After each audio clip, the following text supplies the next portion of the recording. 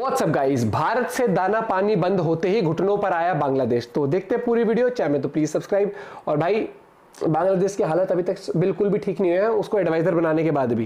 देखते पूरी वीडियो, 1 2 3 गो। बांग्लादेश में सूरत हाल लम्हा बलम्हा तेजी से बदल रही है। इंडिया और बांग्लादेश के बॉर्डर के ऊपर ट्रेड सस्पेंड हो चुकी है। तो साला होना ही बांग्लादेश में हुए तख्ता पलट का असर व्यापार पर भी पड़ा है। इंडिया अगर बांग्लादेश से अपना हाथ उठाता है ना, ये लिख के ले लो, ये 10 साल बाद आप देखोगे बांग्लादेश कहाँ कहाँ पहुँचेगा। 7,000 करोड़ रुपए का सामान बांग्लादेश बॉर्डर पर अटका हुआ है। सैकड़ों की तादाद में ट्रक खड़े हैं, लेकिन इंडिया उन ट्रक्स की सप्लाई बांग्लादेश को नहीं दे रहा। आम वहाँ पे बांग्लादेशी है, वो क्या खाएगा? आपका नोबेल प्राइज की फोटोकॉपी लगा के उसको खाएगा? उससे पेट भरेगा? ये बांग्लादेश जो है ना, ये मिनी पाकिस्तान बनेगा। ये इतना डूबेगा सोच भी नहीं सकोगे। हम बड़ा शोर डाल रहे थे, ग्रोथ रेट बड़ा अच्छा है, इन्वेस्टमेंट है, $40 बिलियन के फॉरेन एक्सचेंज रिजर्व है, and then all of a sudden हर चीज जो है ये केम डाउन क्रैशिंग। तो ये ट्रेड अगर ख़त्म हो गई, आप देखेंगे बांग्लादेश में काफ़ी है, तो इससे आम आवाम पे बहुत असर पड़ेगा, काहत साली आ सकती है। ये जो मामला है ये बांग्लादेश के बॉर्डर्स, उसकी सीमाओं के बाहर चले जाएंगे। बांग्लादेश मोस्ट ऑफ द लोग ये कह रहे हैं कि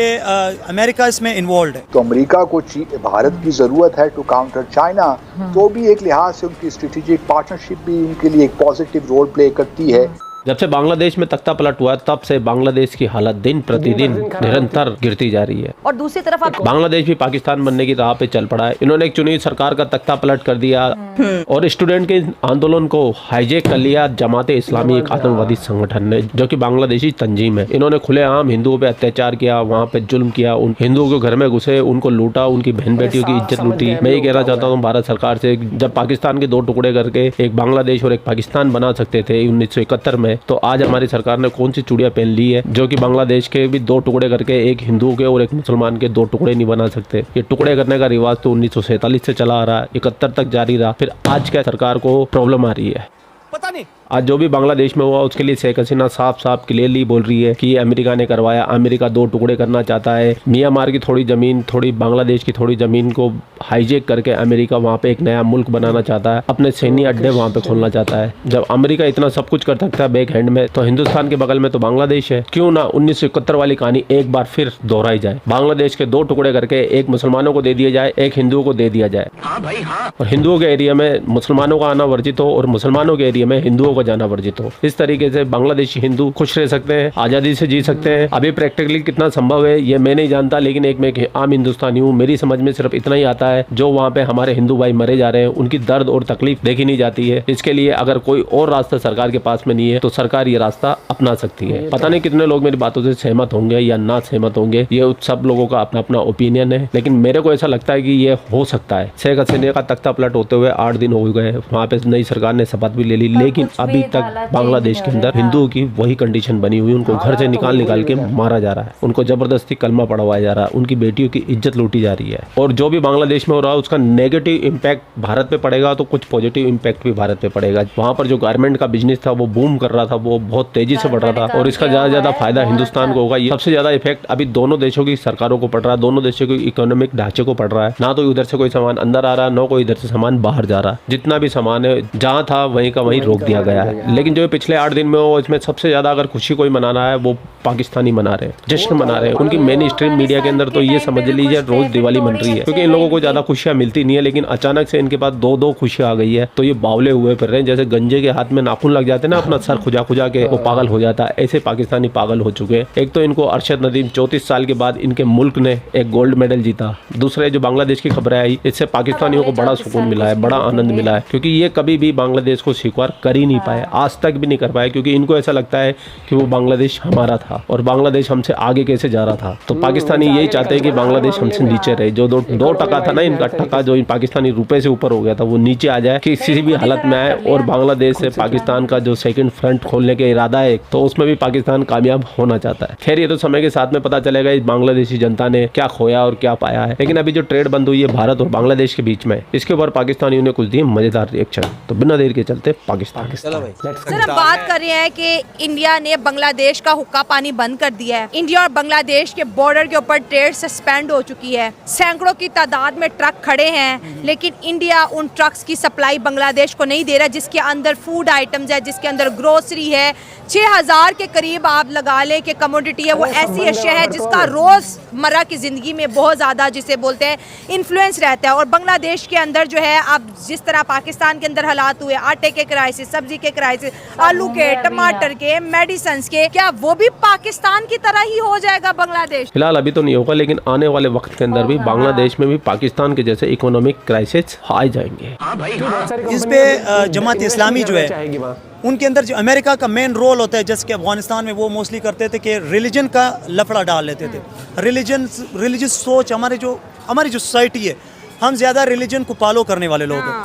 तो रिलीजियस उन्होंने कुछ ऐसे इमोशनल हो जाते हैं और फिर कुछ भी कर देते हैं। जाहिर है हम फैक्ट नहीं देखते हैं, हम देखते हैं कि मतलब अगर कोई हमें कुछ कह रहा है तो इज दैट राइट, मतलब ये सही होगा। तो फिर जो बांग्लादेश के अंदर हिंदुओं पे अटैक्स हुए, तो आपको क्या लगता है कि इंडिया उसके लिए बांग्लादेश के मुसलमानों को भी पनिश कर रहा है? नहीं, इंडिया उसके लिए पनिश नहीं कर रहा है। इंडिया का जो मेन रीज़न है, यहाँ पर इन पे ये इल्ज़ाम लग रहा था जैसे कि उन अपने हीरोज़ की तौहीन कर रहे थे, अपने हीरोज़ को मार रहे थे, नीचे गिरा रहे थे। तो इसमें आप कह सकते हो कि एक किस्म की मखलूक है जो इन्वॉल्व है, वो ये साबित कर रहे थे कि देखो जो बांग्लादेश के अवाम है ना, वो इस बंदे के साथ नहीं थे। ये तो इस बंदे ने एवं ये रोला डाला हुआ था, बांग्लादेश को अलग कर दिया।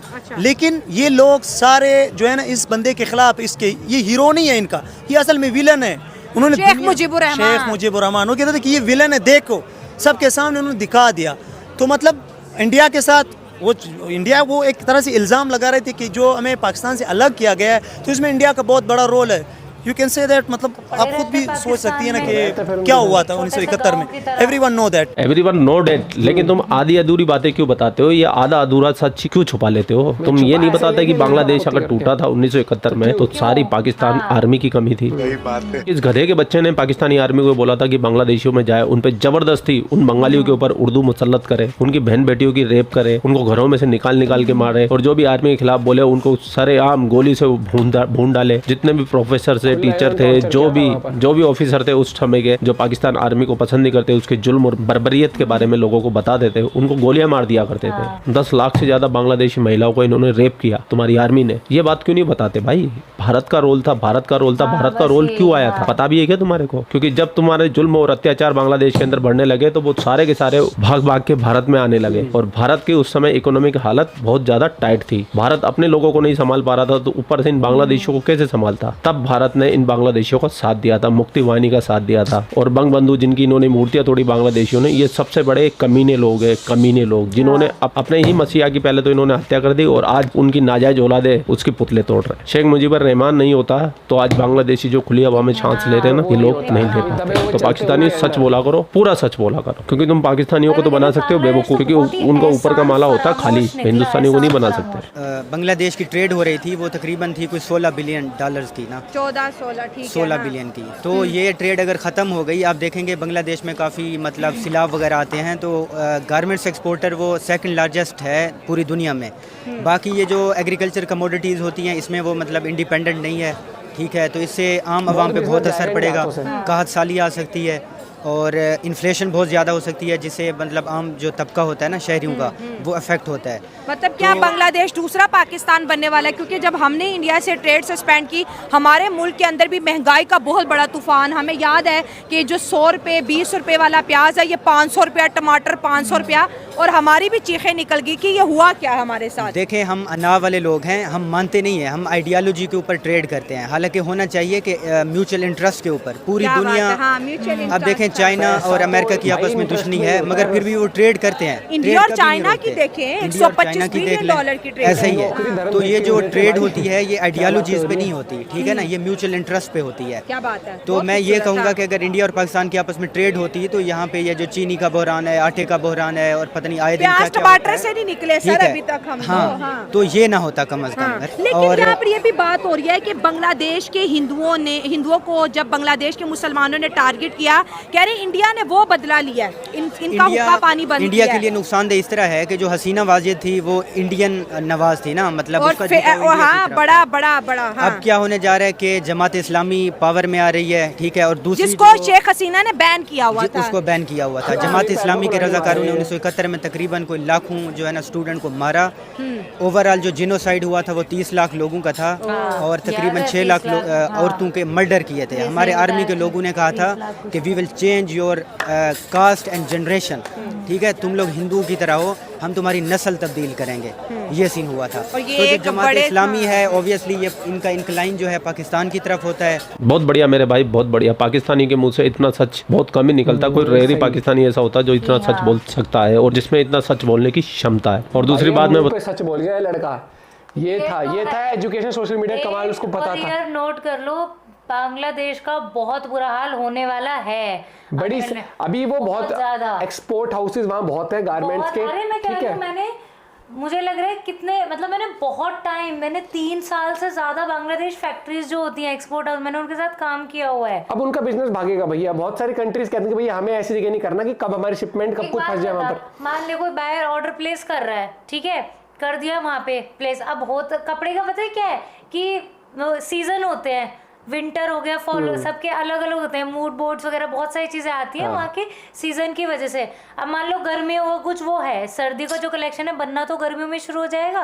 अब हो गए वहाँ पे दंगे पड़े हैं और कुछ कपड़े जो होती है उनकी जो लाइफ होती है, मान ले कोविड में नहीं हो गया था जो वाइट कपड़े हैं कुछ है, कितना फैब्रिक कितना वेस्ट हो गया था कि गोडाउन में पड़े पड़े भाई कि कब तक वो रखोगे। कपड़ा भी अगर कितने टाइम बना रखा है तो अपने हाथों अपने देश को बर्बाद करना है, ऐसे सीखो।